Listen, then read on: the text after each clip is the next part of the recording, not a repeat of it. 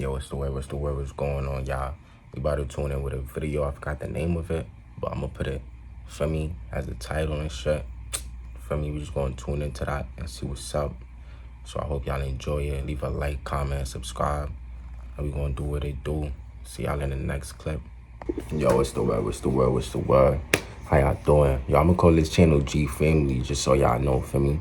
G Family, so what's the word? G Family. We about to tune in with the story of the first Crip killer. For me, what's his name? They call him Ller Mike.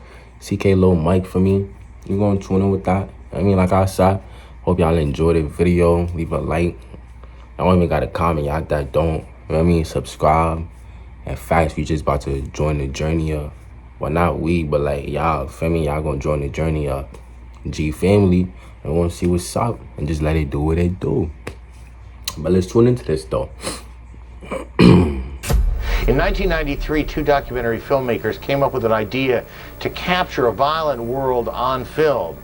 They wanted to answer this question: what's it like to live, to survive, to be a member of the Bloods? CK, which stands for Crip. He was 16 and he was the youngest. About 4 shots was fired. Then I ran about to that step right there and I got hit. I always told him he was slipping. I always told him to watch your back. He was like the baby of the bunch, but treacherous at the same time. When the producers of the Slippin' documentary set out to film the raw, unfiltered life of the Rolling 20s Blood, I ain't gonna lie, what really caught me, the 14-year-old, like niggas say he was 14-year-old when he started this shit. That's what really, for me, I gotta look in the camera. I'm wild, I keep looking at myself. But what really caught me though is when they say he was 14, for me, like niggas had to grow fast and adapt to that shit, like, for me. And that's how it is all around the world. It's not just with niggas, with females too, for me, like, oh, I thought I saw some shit. Niggas just gotta grow fast for me and adapt to this shit quickly around them for me. They ain't made for themselves for me. Why when I start the video, all the ads, not even ads, like all these notifications wanna come out of nowhere. But when I was not watching no YouTube on an iPad, none of these notifications were nowhere to be found. Like, what's up? in LA, he probably had no idea just how dark and violent things would get. We're talking about non-stop street wars, drug deals, and gangbanging. This was their reality, and right in the middle of it all was CK Mike, a notorious member who lived and breathed that life. Whatever you do, blah, you better use a rubber, blah. See, the Rolling 20s Bloods have been around since the 1970s. Yo, y'all know that drink? You see that drink he was just not drinking in a clear bottle? Look like champagne. I be seeing that shit mad times in movies. Like, for the OGs out there, like, what is that? What is that? I'm genuinely curious. Like, is that like liquor? Is that like champagne or some shit? Like what is that? I'm just curious for me. So if you're an OG and you see this video, I would put that out. Making them one of the biggest blood sets in South Los Angeles. They roll tight with the Black Pea Stones and the Fruittown Brims, some of the most feared gangs in the country. But on the other side, they've got serious beef with gangs like the Rolling 30s, Harlem Crips, the Gear Gang Crips, and the 18th Street Gang. Now, CK Mike wasn't just another member. His name alone, CK standing for Crip, made it clear he was about that life. I'm from West Side 20, they call me CK, man. Well, it stands for Crip. And you know, they come shooting at us, we just go back and shoot at them. Whoever drop. You don't know if you hit them or not. That's all, you just see them ducking and dodging, falling. In other news, Florida residents are going to be happy to hear this. It just came out. There's a new website. He was young, but don't get it twisted. He moved like he was in charge. Reckless, feared, and always in the mix. He had a rep for getting caught slipping, which made him a constant target. I was on the steps right here, and the dude was shooting from back there. About 4 shots was fired, and then I moved out the way, shooting at me. and I ran up these stairs right here, and then my homeboy got hit. Bullet's still in there. You can feel it right there. A 9mm. Over the decade-long filming of Slippin', CK Mike's life took a tragic turn. The streets he was so loyal to eventually took him out, with word on the block saying it was the gear gang Crips who pulled the trigger. But how deadly was this whole thing? Let's dive in deeper. The Neighborhood Bloods are mostly an African-American gang that started in— But I keep doing these face questions, so I'm trying to understand the story. I ain't gonna hold y'all, like, I'm trying to understand the story. He's like, I don't know if his, what I'm thinking, they saying they betrayed him or some shit. Like his own people, so. Feel me? I'm just trying to understand the story as same as y'all trying to understand it. So let's tune back in. West Adam neighborhood in California, although they're known to bring in other races too. However, it's not just anyone who can get in. You've got to prove yourself. No room for slackers. Back in the 1970s, the gang was made up of different cliques, with 25th and 27th Street being key spots. These were some of the toughest streets in South. By 1984, the gang expanded even more, with new groups like the Avenue Gangsters joining in, also known as the Happenin' News on the north side of Santa Monica. By the late 80s, another feared group, the Black Demi Soldiers, aka BDS, was added to the mix. They were controlled with an iron fist by a leader named Triple OG Bloodhound. Other cliques like BBNs or the Brazilian Blood Nation also had a presence, and let's just say— Am I bugging, or his face had all white on there? But that was just a mask, I don't know. But all these, like they all starting these groups, you feel me? Like each hood, but I don't know if it's like each hood or I think it's like each block or whatever it is, feel me? Starting up these, feel me? They starting up these group and they going against each other. I ain't gonna lie, I hope I'm not getting sick. But I feel like I'm getting sick. But I don't even want to put out into the eggs. I can feel that shit in my throat, cause no homo. Fuck, bro. I might get tight. None of these guys played around. There are even stories floating around, some of them online, about just how ruthless they were. One name that always comes up is the Blood Reaper, a figure feared by many, and someone you definitely wouldn't want to run into. When it comes to territory, the Neighborhood Bloods are one of the biggest black gangs in LA, ranking as the third largest. They control areas between East Vermont and parts of West LA, but their turf is mixed with other powerful gangs like the Black P-Stones. Their reach stretches from West Crenshaw to East Western and all the way north near the shopping districts. Like most blood gangs, they're all about the red rags, but they also use sports team logos to represent their set. The New York Yankees logo is a big one for them, and the Boston Red Sox logo also gets tied in, symbolizing their blood ties. There are plenty of stories and history behind the Neighborhood Bloods, and their influence runs deep in LA's gang culture. But the story of CK Mike hits a deeper nerve for them. It was a tragic one, but it's also the kind that sticks with you because it shows just how deep gang life runs, and how young these guys get pulled into it. Mike was just a kid when his life took a turn that would seal his fate. I always told him to slow down though. I always told him he was slipping. I always told him to watch your back. He was my little brother. Cause he was young. He was like the baby of the bunch, but treacherous at the same time. He was shot by a Crip at a young age, and from that moment on, he felt like he had no choice but to fight back. That bullet lodged in his wrist wasn't just a wound. It was a moment that set his whole path in motion. I was on the steps right here, and the dude was shooting from back there. About 4 shots was fired, and then I moved out the way, shooting at me, and I ran up these stairs right here, and then my homeboy got hit because he was With nowhere else to turn, he joined the Bloods and fully embraced the street life. Born on October 26, 1976, he was still just a teenager, only 16, when he was killed.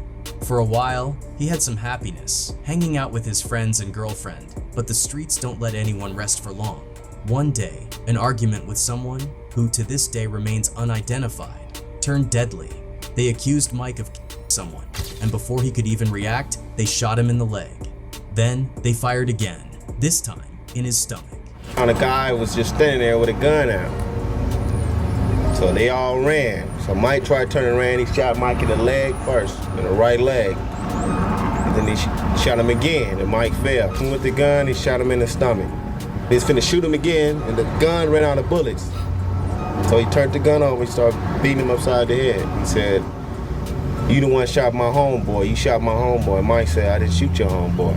He was still breathing when his closest homies, Dig Dug Douglas and Crazy Killer Calvin, got to him, but there was nothing they could do. He died on April 12, 1993, right there in front of them. On his back, near the curve on Washington and Gramercy, he was rolling around. Blood was just choking, maybe trying to breathe. We kept saying to breathe, Mike, breathe. He just finally just blinked on the guy. Now, speaking of his friends, there was Dig Dug. Fuck, nah, just imagine, damn. I stopped it at the wrong time, but just imagine that though, like, you see your friend just roll. You know how y'all could image that shit in y'all head for me? Like a movie scene, for me, you see the film, bro, just rolling there, choking on his blood and shit. That should be crazy, y'all. That should be mad crazy. And for those that went through shit like that, my condolences. I ain't gonna hold you. But shit like that just be crazy, son. And then you just gotta live and you learn. For me, you live and you learn, gangsta, bro, and just keep it pushing. I mean, you live and you learn, keep it pushing. That's fucked up, ain't it, right? That's fucked up, right? But that's really how it be, though. And this shit was 1980, 1970, cuz. And we in 2025, nigga, and this shit, still shit like this still be going on. Like, for me, it's not no question about, like, when this shit gonna end. It's just, niggas just gotta know how to move. I know how to maneuver. For me, like,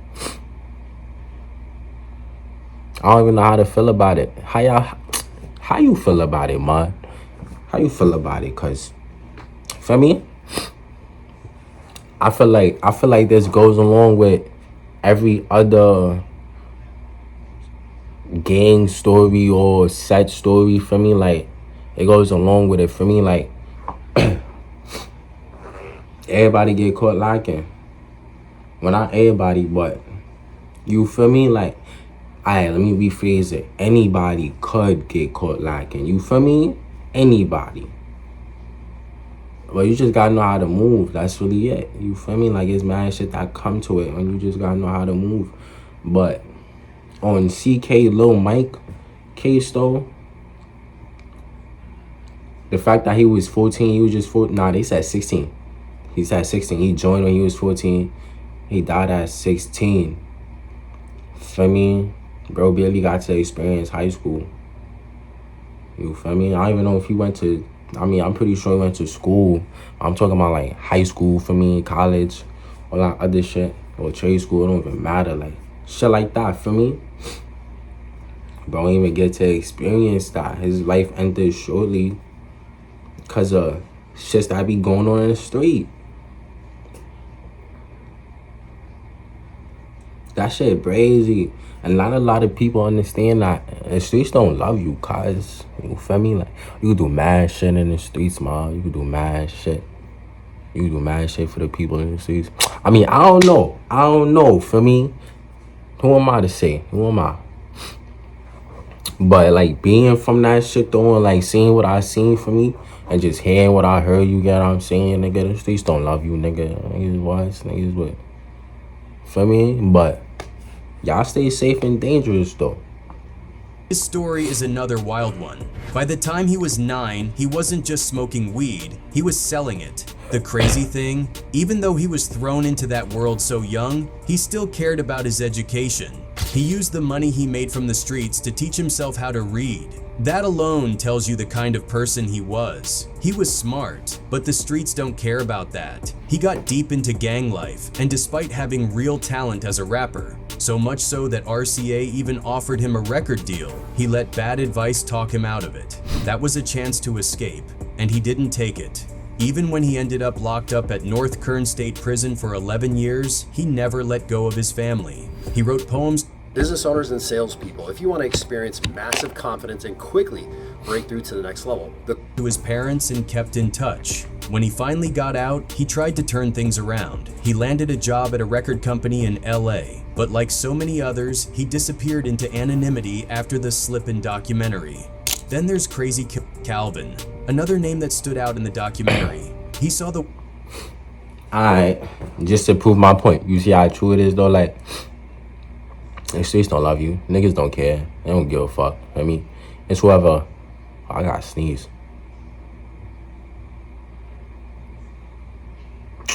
Wait. Like, come out already. Like, what's up? My voice changing and shit. Like, I'm dying, y'all. I'm real life dying. But yeah, for me, like, that's how true it is. Like, for me. But I guess that documentary came out. I mean, or whatever, that magazine, whatever, and bro went missing. Whatever, cool. I mean, not whatever, cool, but like, feel me? I don't know. Worst of street life from as young as 6 years old. So by the time the cameras were on him, none of this was new. He was slick. He knew how to hide ski masks, gloves, and guns, and he was no stranger to shootouts. But despite all that, he had a deep bond with CK Mike. Mike's death hit him hard, but no matter how much he wanted revenge, he could never find the person who pulled the trigger. Guess who I would do to the man that Mike? He's a ghost. Hell, mother. Yeah. After the documentary, he fell off the radar. Last anyone heard, he was in Dallas, studying the Bible and staying out of the spotlight. And then there's Chris. His life was a constant battle. Addiction had him in a chokehold, and to keep up with his habit, he ended up selling drugs, even to his own family. No matter how much he joked around and played the funny guy, gang life had him in its grip. He barely made it out alive more times than he could count, jumped in front of his house, attacked, nearly at least 5 times. Oh. Eventually, he had enough. He turned to God, started preaching, and dedicated himself to helping others find a different path. He joined the Open House of Prayer in San Bernardino and started working with the homeless. Like some of the others, he's kept a low profile ever since, but at least he managed to walk away from the life that almost killed him. Then there's Slow Down Lamar. You see, it's the thing. There's no walking away. There's only one way out of this shit. You die. Like, once you join a gang, like, niggas get jumped in. Or whoever, like, for me, however they did it before. But niggas get jumped in. Now you think cause nigga, you knew what it was right when you joined this shit, you feel me? So now you think it's cause now niggas is dying and shit, for me. You wanna leave, you feel me? Like, you feel me? Shit don't work like that. That don't work like that, like. Nah, shit don't work like that. I don't even know what to say after that, bro. Like, shit, that don't work like that. I could add on to my sentence too, fuck. Feel me? But and then niggas wanna start seeking God and shit. This and that. Why wasn't you doing that before? You feel me? Like, why wasn't you doing that in the first place? But you wanna do that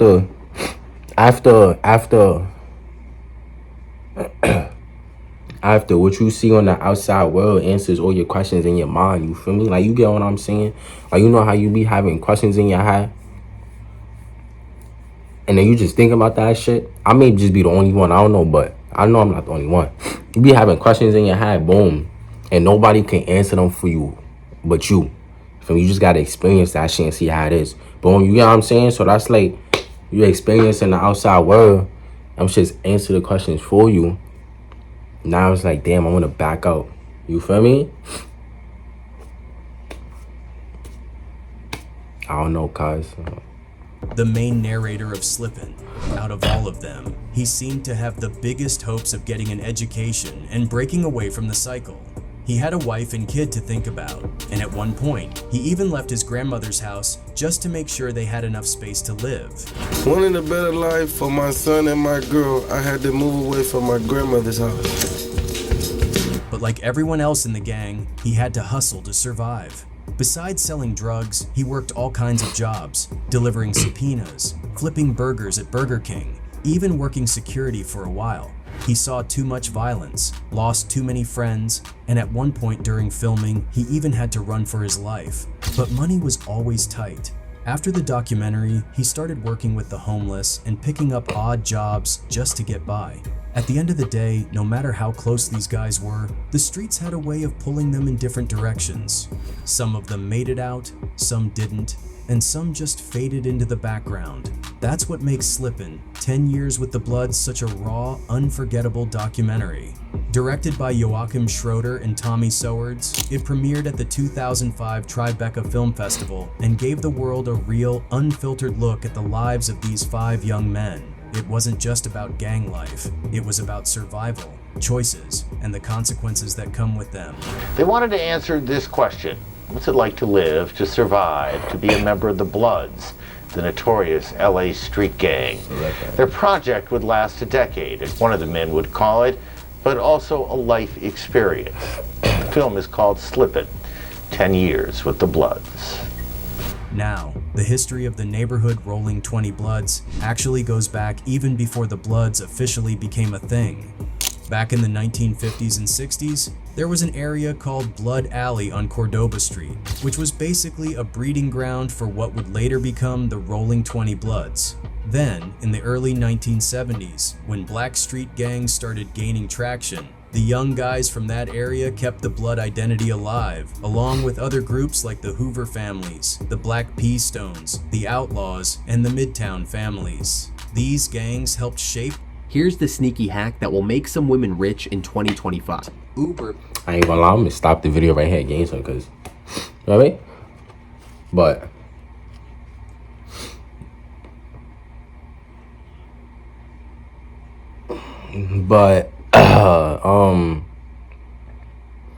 CK, his name Lil Mike. Shake up my hand. That was, but I know, like, shoot, I know if he was alive today, he would have been like, I don't know, bro, what, like 60 something? I don't know. No, facts. He would have been like 60 something gangster, or turning 60, whatever, for me. So that shit crazy for me. That shit mad crazy, bro. Like, stop the violence, y'all. Stop the violence. And yeah, bro, I don't know, bro. Like, I don't know. Life just gonna keep going how it is. Like, especially when it comes to the streets, bro. Like, a lot of niggas just need guidance. You feel me? Just need guidance. That's really, a lot of niggas. And it's not even their fault that they don't got guidance. I'm just saying a lot of niggas just need guidance. A lot of niggas don't have guidance. You feel me? So you get put in the streets, or you not even put in the streets. You just make that decision to put that foot, to put both of your feet into the streets, into that type of lifestyle. For me, you doing that. I mean, I don't know why niggas do it. I guess to put their name out there, or I'm seeing shit. I ain't gonna hold y'all. I ain't gonna lie. But for me, like, just gotta know how to move, bro. Like, but like I said, for me, stay safe and dangerous. And I'm gonna catch y'all in the next video. I'm gonna see what I'm gonna watch, but safety, y'all.